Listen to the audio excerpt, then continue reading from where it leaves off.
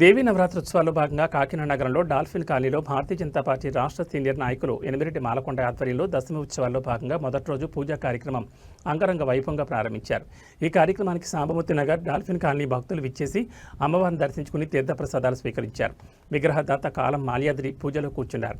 కార్యక్రమంలో గురుప్రసాదరావు, నాదెండ్ల నరసింహారావు, ఎర్రబెల్లి రామిరెడ్డి, కొండ్రెడ్డి వెంకటరెడ్డి, వి మాధవరెడ్డి, చెన్నారెడ్డి, కొండారెడ్డి, మహిళా ప్రతినిధులు, డాల్ఫిన్ కాలనీ పెద్దలు, మైనార్టీ పెద్దలు, షేక్ మస్తాన్ తదితరులు పెద్ద ఎత్తున పాల్గొన్నారు.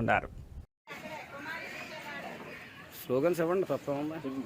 జై దుర్గాదేవి మాతకు జై, జై దుర్గాదేవి మాతకు జై, జై దుర్గాదేవి మాతకు జై, జై దుర్గాదేవి మాతకు జై, జై దుర్గాదేవి మాతకు జై, జై దుర్గాదేవి మాతకు జై,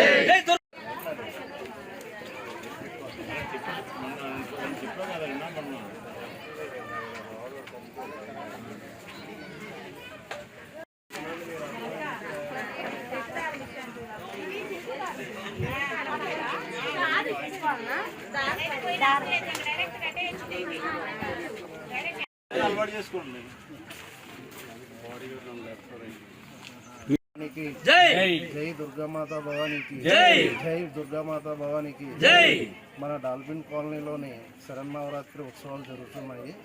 కావున ప్రతి అందరూ వచ్చి తల్లి కృపకి పాత్రలు అవ్వాలని కోరుకుంటున్నాం.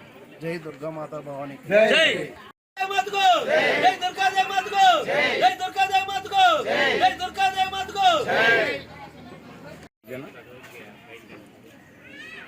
కాకినాడ నగరంలో డాల్ఫిన్ కాలనీలో 2014 నుంచి దసరా ఉత్సవాలు జరుగుతున్నాయి. ఈ సంవత్సరం కూడా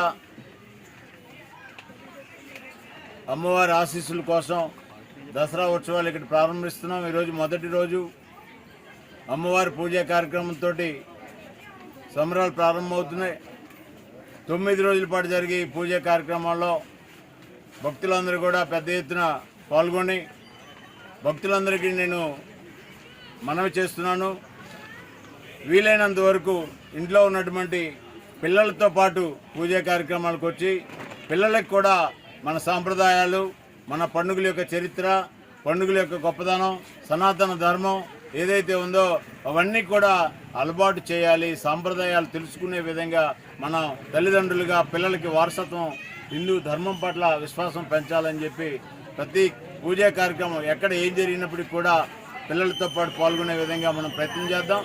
అదేవిధంగా ఇక్కడ జరిగేటటువంటి పూజా కార్యక్రమంలో ఇక్కడ అన్ని వర్గాల ప్రతినిధులతో పాటు భక్తులందరూ కూడా విచ్చేస్తారు. ఈ యొక్క ఉత్సవం ఒక ప్రత్యేకత. ఎందుకంటే అది మనం ఇక్కడ ఉన్నటువంటి మా మిత్రులందరూ కూడా హిందువులతో పాటు ముస్లింలు, అదేవిధంగా క్రైస్తవ ప్రతినిధులు కూడా హాజరయ్యారు. అది చాలా ఒక అద్భుతమైనటువంటి ఈ యొక్క సంబరాల కింద మేము ఇవాళ భావిస్తున్నాం.